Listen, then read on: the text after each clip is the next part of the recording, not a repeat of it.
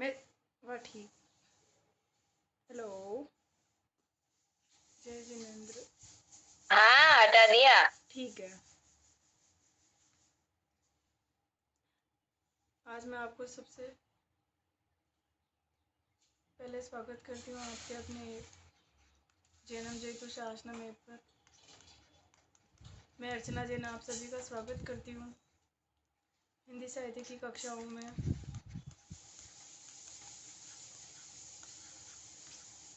और आज मैं टॉपिक पढ़ा रही हूँ जैन साहित्य। ये आदिकाल के अंतर्गत आता है।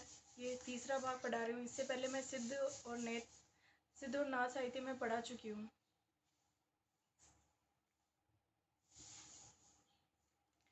जैन साहित्य। जैन शब्द जिन शब्द से बना हो जिसका अर्थ है विजय पाने वाला। यह विजय सांसारिक तृष्णा से है, मोह से है। ये हमने नाथ साहित्य में भी पढ़ा था कि जब वो एक अनाहत चक्र, विशुद्धि चक्र, ये जो सातों चक्र जागृत होते हैं उसमें से ये तृष्णा, मोह, माया ये भी मिट जाता है। ये उसमें भी बताया गया और इसमें भी बताया गया है कि इनके ऊपर संयम रखने वाला।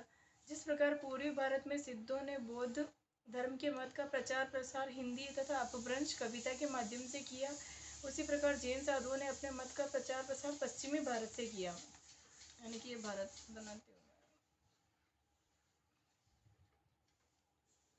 ये इधर पूर्वी आता है, उत्तर दक्षिण पूर्व पश्चिम। ये पश्चिमी, ये इधर से, ये राजस्थान गुजरात, यहाँ से इसका जैन मत का यहाँ से प्रचार प्रसार पूरे भारत में शुरू हुआ था। जैन कवियों की रचनाओं में रास फाग चरित्र से शैली आदि में मिलता है। इसमें चरित्र शैली यानी कि इसमें इनके तीर्थंकर को जो चरित्र होता था उनका चरित्र हमें देखने को मिलता है रास फाग में। इनमें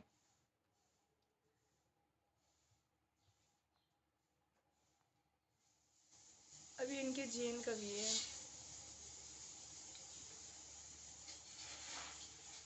स्वयंभू जन्म माना जाता है लगभग 738 ईस्वी। 738 ईस्वी माना जाता है या फिर आठवीं सदी भी मान लिया जाता है। आठवीं सदी भी बोल दिया जाता है। कोई कोई 783 मानते हैं क्योंकि ये बहुत प्राचीन है तो इनका फिक्स पॉसिबल भी नहीं होता है मिलना। जैन परंपरा का प्रथम कवि, सबसे जो प्रथम कवि माना जाता है वो स्वयंभू माना जाता है। स्वयंभू को अपभ्रंश का वाल्मीकि, जैसे रामायण वाल्मीकि ने लिखी वैसे अपभ्रंश का वाल्मीकि स्वयंभू को कहा जाता है। वाल्मीकि तथा व्यास कहा जाता है। डॉक्टर रामकुमार वर्मा ने स्वयंभू को हिंदी का प्रथम कवि माना था। और इनके जो लिखित ग्रंथ है स्वयंभू के, पहला था पाउंचर्यु, दूसरा है रिठनेमी चर्यु, तीसरा हरिवंश पुराण और चौथा है स्वयंभू छंद।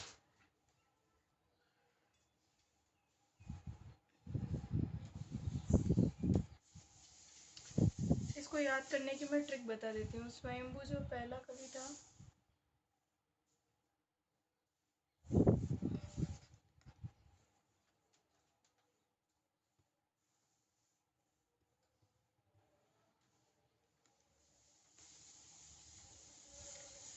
पाउंचर्यु स्वयंभू के समान होता है।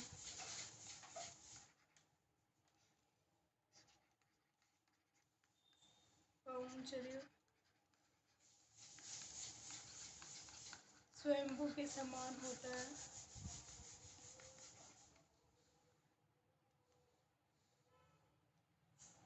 हम सब उसके पैर पकड़ते हैं और उसके सामने लिठियाते हैं और हरि के भजन गाते हैं। पाउंचर्यु स्वयंभू के समान होता है और हम सब उसके पैर पकड़ते हैं और उसके सामने लिठियाते हैं और हरि के भजन गाते हैं। ऐसे याद हो जाएगा। पाउंचर्यु ये स्वयंभू का था। रिठियाते हैं, रिठनेमी चर्यु, ये रिठनोमी नहीं, ये रिठनेमी चर्यु है। रिठनेमी रिठनेमी चर्यु और हरि के गीत गाते हैं। इसे हरिवंश पुराण हो जाएगा। और स्वयंभू से स्वयंभू छंद, इसने इसके नाम से लिखा था। पाउंचर्यु पदम चरित्र, दोनों शब्द एक ही के ही हैं। एक जैन रामायण है जिसमें राम की कथा है। ये एक अधूरा ग्रंथ है जिसे इसके पुत्र स्वयंभू के पुत्र त्रिभुवन ने पूरा किया था। पाउंचर्यु में ना जैन रामायण मिलती है। यानी कि जो हिंदू धर्म में जो रामायण है उसी को जैन धर्म के अनुसार बना के, जैसे कि उन्हें रामायण में अलग दिखाया जाता है और जैन धर्म में जैसे लास्ट में दीक्षित दिखाया जाता है, वैसे ही कि राम जी को, भगवान श्री राम को दीक्षा लेते हुए दिखाया जाता है। और इस रामचरित्र मानस में 8 राम बताए गए हैं। जैसे कि नॉर्मल रामायण में अपने एक राम, लक्ष्मण, भरत, शत्रुघ्न ऐसे दिखाए गए, इसमें जैन रामायण में इसमें 8 राम बताए गए हैं। ये इसमें अलग है। इस रचना को 5 कांडों में बांटा गया है। वैसे अपनी रामायण जो है वो 7 कांडों में विभक्त है। बालकांड, अयोध्याकांड, अरण्यकांड, किष्किंधाकांड, लंकाकांड, उत्तरकांड ऐसे हैं। पर इसमें 5 कांडों में विभक्त है। राहुल शंकराचार्य ने स्वयंभू द्वारा रचित इस रामायण को हिंदी का सबसे पुराना और उत्तम काव्य माना है, क्योंकि ये स्वयंभू जो जैन धर्म का जो सबसे पहला कवि माना गया और इस रामायण को सबसे पुराना और अच्छा माना गया है। राहुल शंकराचार्य ने रामायण अच्छी स्वयंभू द्वारा रचित, जिसका पुत्र त्रिभुवन ने इसको पूरा किया था। वैसे ये आदि लिख पाया। रिठ नेमि चरियो, ये रिश्ते नेमि नहीं, ये रिठ नेमि है। हाँ, मात्रा नहीं, रिठ नेमि चरियो, चरियो नहीं, चरियो या अरिष्ट नेमि चरियो, इसको ये दोनों कहा जाता है। मध्य भारत और कृष्ण की कथा है इसमें। रिठ नेमि चरियो में कृष्ण की कथा है। यह कृति 4 कांडों, यादव कांड, कुरुकांड, युद्ध कांड, उत्तरकांड में विभक्त है। स्वयंभू ने अपनी भाषा को देसी भाषा कहा। शिव सिंह सेंगर ने 7वीं सदी के पुष्य या पुंड कवि को हिंदी का प्रथम कवि माना है। और अगला है पुष्पदंत। 10वीं सदी माना जाता है। या तो इसका जन्म पुष्पदंत का या फिर 972 ईस्वी। 10वीं सदी यानी कि अभी जैसे कि 20वीं सदी चलती 2024 है, वैसे ही उस समय 10वीं सदी यानी कि 1000 ईस्वी सम्मत ऐसा पकड़ लो, या फिर 1972 ईस्वी ऐसा। HP द्विवेदी, पूरा नाम हजारी प्रसाद द्विवेदी है, ने इसका समय 9वीं सदी माना है तथा इसे अपभ्रंश का कवि माना है। और इसकी जो रचनाएं थी पुष्पदंत की, महापुराण, उत्तर पुराण, आदि पुराण, नए कुमार चरियो, जसहर चरियो, ये नए नहीं, ये नए, नए कुमार चरियो, चरियो नहीं, चरियो है, चरियो, ये वसहर नहीं, जसहर चरियो।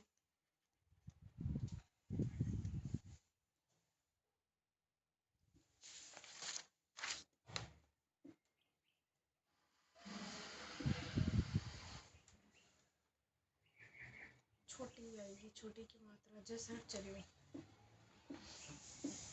अब इसको याद करने की मैं ट्रिक बताऊँ, क्योंकि एग्जाम में पूछी जाएगी तो स्वयंभू की रचना पूछी जाएगी, पुष्पदंत की रचना पूछी जाएगी। इसको याद करने की ट्रिक है, तीनों महा उत्तर आदि पुराण पर पुष्प चढ़ाते हैं। तीनों महापुराण, ये तीनों पुराण ही हो गए, महापुराण, उत्तर पुराण, आदि पुराण। तो इसे याद कर लो कि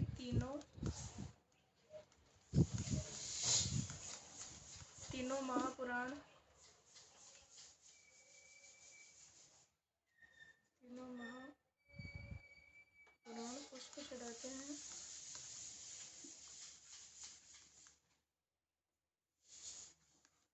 चढ़ाते हैं नाग, ये नाग है,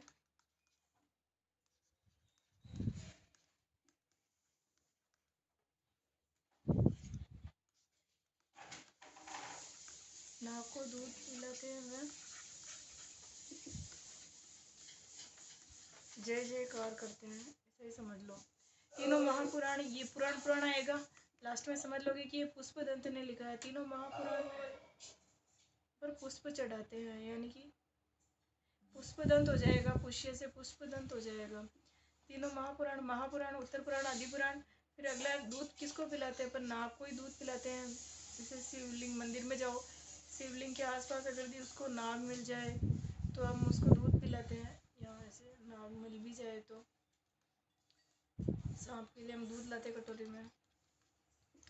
जैसा शुरू और उसकी जय जयकार करते हैं कि हाँ शिव जी के पास नाग मिला है, जय शिव, ऐसे ही बोलते हैं। महापुराण में 63 महापुरुषों की जीवनी मिलती है, इसमें 63 महापुरुषों की जीवनी भी मिलती है। पुष्यदंत को हिंदी का भवभूति माना जाता है। शिव सिंह सेंगर ने पुष्य कवि को भाषा का जड़ कहा है, भाषा की जड़। उपाधि, ये जो पुष्यदंत है, इसको उपाधि मिली थी, इसको उपाधि मिली नहीं, इसने इसके खुद से उपाधि ली थी। अभिमान मेरु, काव्य रत्नाकर, कवि कुल तिलक। पुष्यदंत मान्यखेड़ के राजा कर्ण के मंत्री और भीम के सभा कवि थे। मंत्री है। अभिमान मेरु इसने इसलिए क्योंकि काव्य रत्नाकर और जो कवि कुल तिलक है, ये इसने पुष्पदंत ने खुद को ही उपाधि दी थी काव्य रत्नाकर की और कवि कुल की। इसने महापुराण, आदि पुराण, उत्तर पुराण आदि लिखे थे और इसने अभिमान मेरु इसको खुद के लिए इसलिए उपाधि दी क्योंकि इन्होंने खुद को उपाधि दी, इसको किसी और ने उपाधि नहीं दी थी, इसीलिए इसने अभिमान मेरु खुद को ही उपाधि थी। धनपाल का जन्म माना जाता है 10वीं सदी।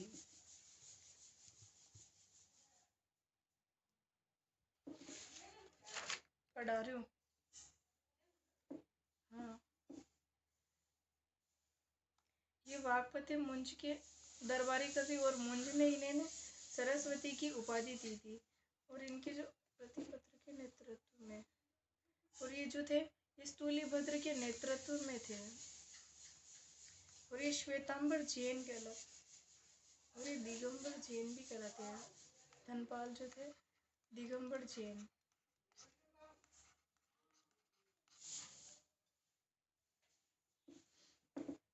और इनकी रचना थी भविष्यत कथा, ये इनकी रचना है। इसको याद करने की ट्रिक बताती हूँ। अगर दिया आपके पास धन 10 रुपये भी होगा तो आपका भविष्य सुरक्षित होगा। ये धनपाल की रचना एग्जाम में पूछी जाए तो 10वीं सदी करना है और इसकी रचना भविष्य का। इस ग्रंथ में हस्तिनापुर की एक धनपति तथा कमलश्री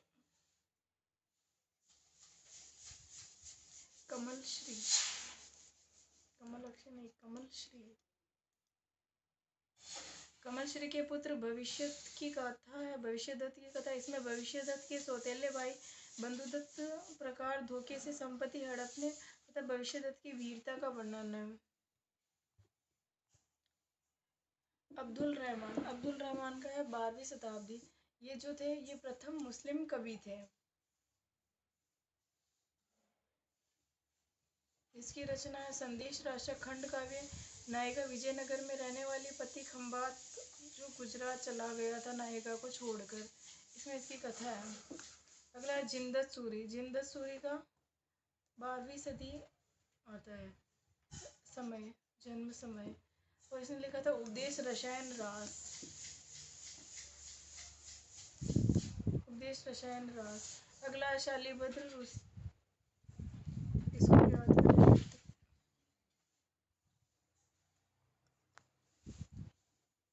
संजय दत्त हमें उपदेश देते हैं, दत्त से याद कर लो। संजय दत्त हमें उपदेश देते हैं। अगला शालीभद्र सूरी का जन्म 12वीं सदी। इसकी रचना है भारतेश्वर बाहुबली रास। इसकी रचना है पंच पांडव चरित्र। ऋषभ देव के पुत्र भरत व बाहुबली के युद्ध का वर्णन है इसमें। अब मैं इसको याद करने की ट्रिक भी बता देती हूँ। इसकी ट्रिक क्या होगी, साली कैसी चाहती है अपनी बहन के लिए जीजा जो बाहुबली हो और पांडव जैसा उसका चरित्र हो। 5 पांडव का कैसा चरित्र था, जैसे धर्मराज, युधिष्ठिर, भीम, अर्जुन युद्ध कर रहा था। साली कैसा जीता चाहती है, बाहुबली चाहती है और पांडव जैसा चरित्र उनका ऐसा चाहती है। ऐसा नहीं चाहती कि दुर्योधन जैसा चरित्र मेरे जीजा का, ऐसा कोई भी साली नहीं चाहती है उसका जीजा ऐसा हो। अगला है मुनीराम सिंह। इसी थे नहीं, मुनीराम सिंह है। मुनीराम सिंह का है 12वीं सदी। ये राम मिथिला के पाहुना है। मिथिला के पाहुना है। इनकी रचना थी पाहुड़ दोहा। तो राजा राम पाहुने आए, इसको अपन ऐसा याद कर लेते हैं कि राम मिथिला के पाहुना है। राम मिथिला के पाहुना है, इसको याद करने की ट्रिक है। तो मुनीराम सिंह का हो गया पाहुड़ दोहा। अगला है जो इंदु सार।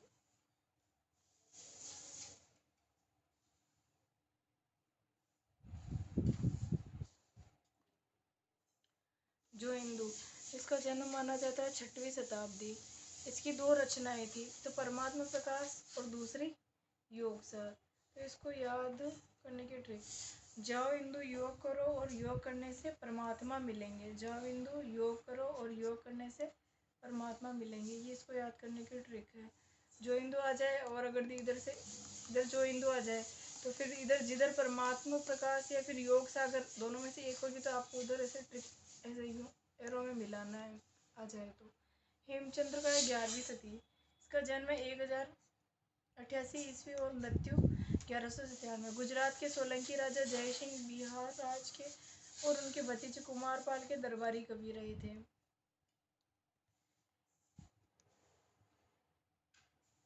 हेमचंद्र के सिद्ध हेमचंद्र शब्दानुशासन, व्याकरण ग्रंथ, संस्कृत, प्राकृत व अपभ्रंश का समावेश, अन्य ग्रंथ। इनका पहला तो ये था सिद्ध हेमचंद्र शब्दानुशासन। इसमें संस्कृत, पाली, प्राकृत और अपभ्रंश का समावेश था। पहली रचना ये हो गई थी। दूसरी कुमारपाल चरित्र है। तीसरी योग शास्त्र है। चौथी प्राकृत व्याकरण है। पांचवी छंदोनुशासन। छठा देशी नाममाला है। तो इसको याद करने की ट्रिक है। हेमा मालिनी जो है, हेमचंद्र से हेमा मालिनी याद कर लो कि हेमा मालिनी, हाँ हेमा मालिनी जो है, इससे ट्रिक से याद हो जाएगा जल्दी। हेमा मालिनी है जो शब्दानुशासन से याद कर लो कि अनुशासन में रहती है, कुमारी है और योग भी करती है और छंद पढ़ती है और देसी खाना खाती है, इसलिए वो स्वस्थ रहती है। इससे याद करने की ट्रिक हो जाएगी। हेमचंद्र से हेमा मालिनी याद कर लो। हेमा मालिनी अनुशासन में रहती है, कुमारी है, योग करती है और व्याकरण पढ़ती है। उसमें व्याकरण में उसको छंद भी याद है और वो देसी खाना खाती है और स्वस्थ रहती है। ये इसको जैन कविता हेमचंद्र और ये इसको याद करने की ट्रिक थी। आदिकाल में ना सबसे ज़्यादा साहित्य लिखा गया था वो जैन साहित्य ही लिखा गया था। जैन साहित्य तो सबसे ज़्यादा कवि और लेखक भी इनके ही आएंगे। सबसे ज़्यादा आदिकाल में जैन साहित्य लिखा गया और ये इसका सबसे लंबा है पार्ट। हेमचंद्र को प्राकृत का पाणिनि भी कहा जाता है। अगला सोमप्रभु सूरी। इसका जन्म 12वीं सदी। गुजरात के जैन साधु कुमारपाल प्रतिबोध। संस्कृत प्राकृत गद्य पद्य काव्य में भी लिखे गए थे। संस्कृत और प्राकृत में भी लिखे थे, गद्य पद्य में भी लिखे गए थे। सोमप्रभु सूरी। इसका एक ही मिलता है, कुमारपाल प्रतिबोध। इसकी एक ही रचना है ये। इसको ऐसे याद कर सकते हैं कि सोमवार के व्रत कुमारी लड़कियां ही करती है। इससे याद कर लोगे कुमारपाल प्रतिबोध रचना आ जाएगी। तो ये इसकी सोमप्रभा सूरी की है।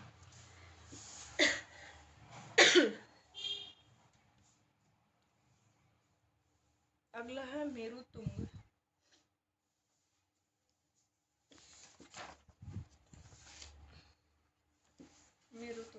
मेरुतुंग का 13वीं-14वीं सदी। कहीं कहीं 13वीं सदी भी माना गया है और कहीं कहीं 14वीं सदी भी माना गया है। क्या तो 13वीं या 14वीं, 1361 मानते हैं कोई। इसका मेरुतुंग का प्रबंध चिंतामणि इसकी प्रमुख रचना थी। ये भी जैन कवि था। प्रबंध चिंतामणि।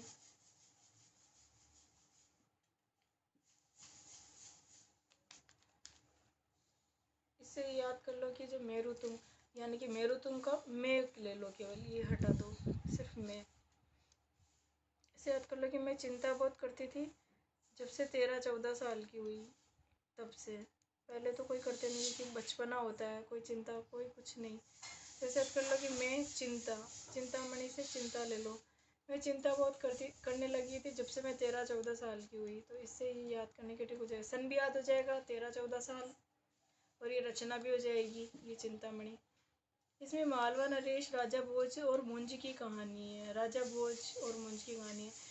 पुराने राजाओं का ऐलान। कुछ दोहा भोज के चाचा मुंज के दोहे हैं। मुंज ने जब तेलंग देश पर चढ़ाई किया तो वहाँ के राजा तेलप ने इसे बंदी बना लिया और मुंज को तेलप की बहन मरनालवती से प्रेम हो गया था। ये इसमें कहानी है, प्रबंध चिंतामणि में जैन कहानी है। अगला है लक्ष्मीधर। लक्ष्मीधर की रचना है प्राकृत पेंगलम। ये लिखा गया था 14वीं सदी में। प्राकृत पेंगलम की टीका वंशीधर ने लिखी थी। अब इसको याद करने की ट्रिक बताती हूँ। लक्ष्मीधर की रचना प्राकृत पेंगलम। लक्ष्मी को पाकर के लक्ष्मी को पाकर लोग पागल हो जाते हैं। पागल से याद कर लो प्राकृत पेंगलम। लक्ष्मी से लक्ष्मीधर 14वीं सदी। अगला है शार्दंगधर। इसका 14वीं सदी जन्म माना जाता है। इसने दो लिखे थे, एक तो हमीर रासो, एक शार्दंगधर पद्धति।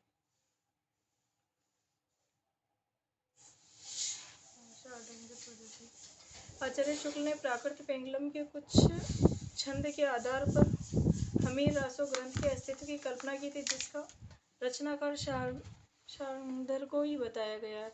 राहुल शंकराचार्य ने जज्जल नामक कवि को इसका रचयिता बताया कि इसका जो रचयिता है वो जज्जल है। अगला है देवसेन। देवसेन का जन्म माना जाता है 10वीं सदी।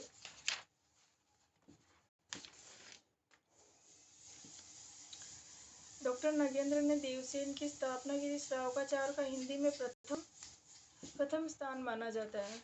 श्रावकाचार दर्शन सार, आराधना सार, भाव संग्रह, नए चक्र, लघु नए चक्र, तत्वसार, सावयधम दोहा। देवसेन का 10वीं सदी। इसे याद कर लो कि हम मंदिर जाते हैं तो देवता के 10 रुपये चढ़ाते हैं। 11 रुपये या 10 रुपये से देवता के मंदिर में 10 रुपये चढ़ाते हैं। दान पेटी में, दान पात्र में, कहीं भी जाते तो इसे याद कर लो। देवसेन 10 रुपये। इसकी रचना है हम देवता के मंदिर में श्रावक बनकर जाते। इसको याद करने की ट्रिक बता रही हूँ। रचना को ट्रिक, हम देवता के मंदिर में श्रावक बनकर जाते हैं। श्रावक श्राविका मतलब आदमी जो भी होते हैं, श्रावक बनकर जाते हैं। क्यों जाते हैं? दर्शन करने जाते हैं देवता के। हमको ये देवता के दर्शन करने तो हम इनके मंदिर जाएंगे, जैसे बालाजी, माता जी, वीरू जी, या फिर जैन मंदिर महावीर स्वामी, पारसनाथ के मंदिर में। ऐसे जैन देवता तो यही है, उनकी आराधना करने के लिए जाते हैं, इसीलिए आराधना साथ। और हम अच्छे भाव लेके जाते हैं, मन में सच्चे भाव लेके जाते हैं देवता के मंदिर में, तो भाव संग्रह हो जाएगा। अगला है नए चक्र या लघु नए चक्र। हम छोटे बनकर जाते हैं भगवान के सामने, और हम उनके सामने क्या करते हैं? भगवान का सार गाते हैं। जैसे कि जो भगवान है, जैसे कि हम जिन भगवान के मंदिर में गए तो उन्हीं का ही सार गाएंगे। सावयधम दोहा अगला है। तो हम जिस मंदिर में जाएंगे तो हम उसी के दोहे गाएंगे, उसी के भजन गाएंगे, उन्हीं के सार महिमा गाएंगे। तो इसको याद करने की ट्रिक है। मंदिर में दर्शन करने श्रावक जाते हैं, दर्शन करने जाते हैं, सच्ची आराधना करते हैं, वहाँ पे सच्चे भाव से मन्नत मांगते हैं, उनकी पूजा आरती करते हैं। लघु नए चक्र या नए चक्र, लघु यानी छोटा होता है कि हम छोटा बन के जाते हैं, कहते हैं कि हम छोटे हैं भगवान, आप बड़े हो। देवसेन ने अपने ग्रंथ में जैन धर्म के अनेक संघों की उद्धृति लिखी है, जिसे जैन भारत कहा जाता है।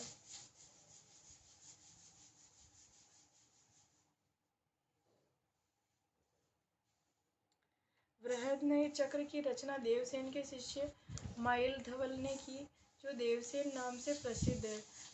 लघु नए चक्र तो इनके गुरु ने लिखा था, और ये बृहद नए चक्र माइलधवल ने लिखा, जो देवसेन नाम से भी प्रसिद्ध थी, देवसेन का शिष्य था। बृहद नए चक्र का वास्तविक नाम ध्वन सठाऊ पयास था, दब सहाय पयास था।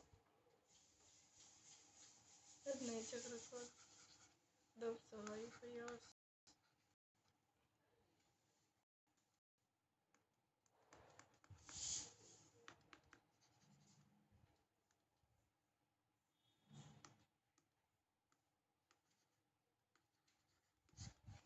दब सहाय पयास, सहाय पयास था। अगला है आसगु। एक तो चंदनबाला रास था, एक था जीवदया रास। ये इनकी दो रचनाएं प्रमुख मिलती है।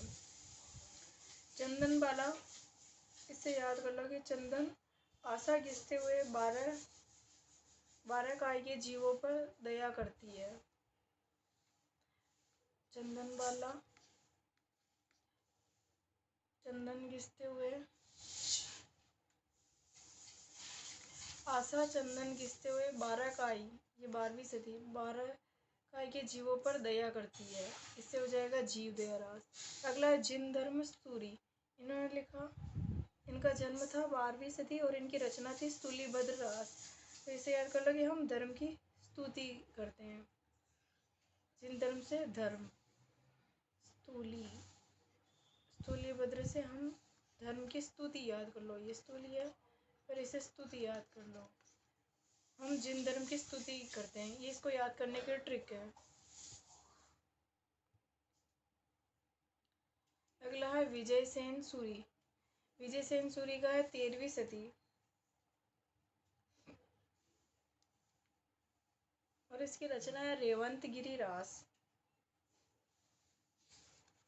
तो इसे याद कर लो कि विजय रण में होती है। इसको याद करने की ट्रिक है, क्योंकि रणभूमि में ही लड़ाई होती है। विजय रण में होती है। विजय सेन सूरी, रेवंतगिरी रास। अगला है सुमति गणी। सुमति गणी का है नेमिनाथ रास। इसको याद करने की ट्रिक है, अच्छी मति वाले का ही नाम होता है। अच्छी मति यानी बुद्धि, अच्छी मति वाले का ही नाम होता है। अच्छी मति से सुमति गणी, नाम होता है ऐसे नेमिनाथ रास। इसका सन है 13वीं सदी। जैन साहित्य 4 रसों व 4 शैलियों में प्रचलित है। पहला है आचार, चरित्र, रास और फाग। आचार में आचरण और धर्म से संबंधित विधि लिखी गई है। निषेध, नियमावली, उपदेशात्मक विषय वस्तु, ऐसा भी इनमें लिखा गया। आचरण यानी जैन धर्म में क्या क्या आचरण जो है करने योग्य है और क्या क्या आचरण करने योग्य नहीं है, ये सब इसमें लिखा गया है। इनके जो बहुत कठोर नियम है वो भी लिखे गए। इनके जो नियम कठोर है उनके इतने किसी के भी नहीं है। पानी पीने के, खाना खाने के, जैसे सूर्यास्त के बाद खाना नहीं खाना, आलू प्याज नहीं खाना। उपदेशात्मक विषय वस्तु यानी कि जैन धर्म जो उपदेश प्रदान, उपदेश यानी कि दूसरों को कुछ कहना। जैसे कि मैं हूँ, आपको कुछ कह रही हूँ, जैसे कुछ भी कोई काम गलत काम करे तो उसको टोकना, ऐसे उपदेश प्रदान। जैन धर्म में जो वो महाराजा वगैरह उनको कहते हैं, जो सफ़ेद वस्त्र धारण करते हैं, दीक्षित होते हैं, वो जैन धर्म में दीक्षित होते हैं। वो ना हमेशा मतलब बताते हैं कि हमारे 9 से 10 व्याख्यान है, प्रवचन है, ऐसे दूसरे सुने ही होंगे आपने कि वो जो बहुत उपदेश देते हैं। और जो जैन धर्म के जो श्रावक श्राविका होते हैं वो सब उनका उपदेश सुनने जाते हैं। श्रावक श्राविका, जैन धर्म के महिलाएं, बच्चे जो भी है, सब उपदेश प्रदान है। जो इनका तो उपदेश ही चलते हैं। जो इनके जो गुरु जो होते हैं वो उपदेश देते हैं, और जो शिष्य होते हैं यानी कि जो संसार में कार्य में लिप्त होते हैं उनको उपदेश देते हैं। जो ये उपदेश प्रदान है, निषेध नियम। अगला है चरित्र। जैन तीर्थंकर और महापुरुषों का वर्णन इसमें वर्णित है। जैन धर्म में 24 तीर्थंकर हुए हैं। ऋषभदेव, अजितनाथ, संभवनाथ, ये ऐसे बहुत सारे अंतिम थे। और जो इनके सबसे पहले तीर्थंकर थे वो थे ऋषभदेव।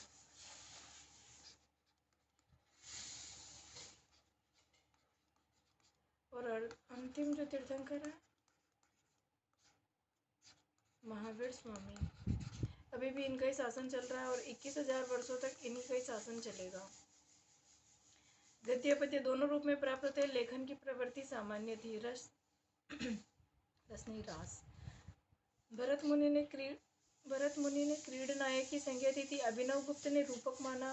रास शब्द संस्कृत साहित्य में क्रीड़ा व नृत्य से संबंधित था।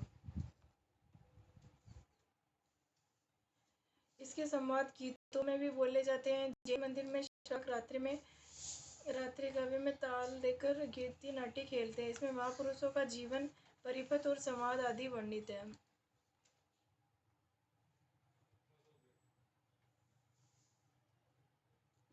फाग उत्सव गीत। विशेष उत्सव व अवसर पर जैन साधु साध्वी के द्वारा ऋषभदेव, महावीर तीर्थंकर आदि के यश गाथा स्वरूप गाया जाता है।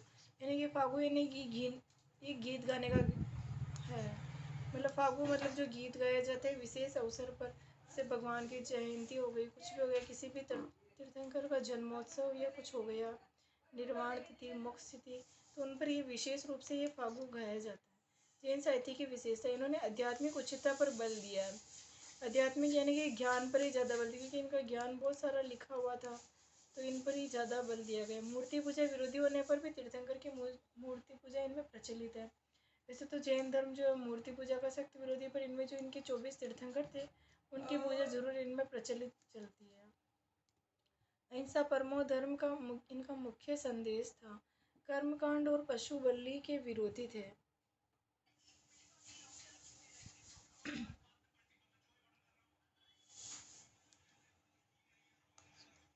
जैन धर्म में पांच व्रत माने गए हैं। पहला सत्य, दूसरा अहिंसा, तीसरा अस्तेय,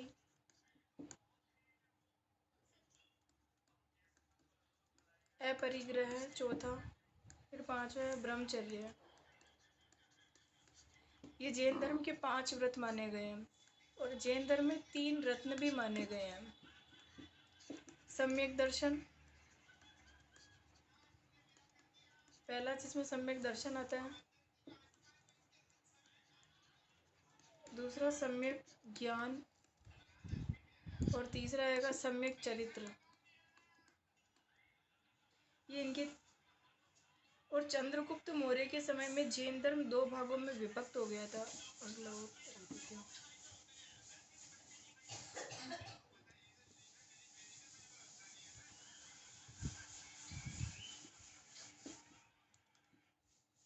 चंद्रगुप्त मौर्य, ये जरूर एग्जाम में पूछ लिया जाता है।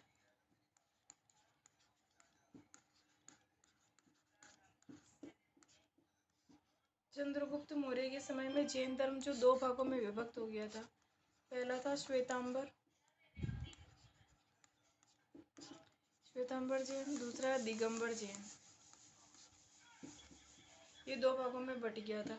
श्वेतांबर में भी 2 हो गए थे, फिर आगे चल के 2 भाग हो गए थे, एक तो 13पंथी, एक 22पंथी जैन। और दिगंबर में भी 2 हो गए, एक तो मंदिर मार्गी, और मुझे याद नहीं आ रहा है, मंदिर मार्गी और एक दिगंबर जैन ही कहा जाता है, शायद यही कहा जाता है। और इसमें 7 तत्व है। जैन धर्म में 7 प्रमुख रूप से तत्व है। पहला है जीव, दूसरा अजीव, तीसरा आश्रव, चौथा बंध, संवर, निर्जरा, मोक्ष। ये जीवन मरण से मुक्ति होती है तब मोक्ष मिलता है। यानी कि इसको जैन धर्म में मोक्ष को केवल ज्ञान कहते हैं, कि केवल ज्ञान होना। निर्जरा से अर्थ होता है कर्मों का नाश। यानी कि कर्मों का नाश, जब दीक्षा लेके जब तप करते हैं, माला वाला फेरते हैं, इसको ही कहते हैं संवर। यानी कि कर्म बंधों को रोकना। सामयिक लेते हैं तो ये पचकाड़ लेते हैं कि हम 12 घड़ी 1 घड़ी तक कुछ भी नहीं करेंगे, यानी कि 48 घंटे का ऐसे संवर इसको कहा जाता है। बंध यानी कि आत्मा का कर्म के बंधन से रोकना है, यानी कि संसार के कर्म के बंधन से रोकना है, बस इसका अर्थ ये। आश्रव यानी कि गलत कर्म का आना, कि हमारे गलत कर्म करते हैं तो हमारे बुरे कर्म उदय में आते हैं, यही है कर्म से बंधना। आश्रव यानी गलत कर्म का आना, यही होता है। अजीव यानी जड़ या अचेतन द्रव्य, जड़ या अचेतन। जीव यानी कि आत्मा, जैसे मैं जीव हूँ तो मेरे अंदर एक आत्मा, अगर मेरे शरीर से आत्मा निकल जाएगी तो मैं मृत्यु हो जाएगी, यही है जीव में आत्मा होती है। ये जैन धर्म के प्रमुख 7 तत्व थे।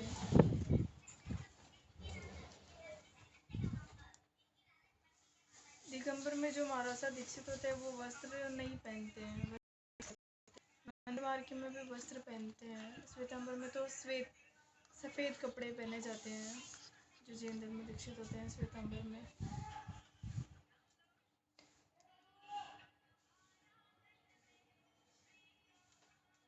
इसी के साथ ही ये कक्षा आज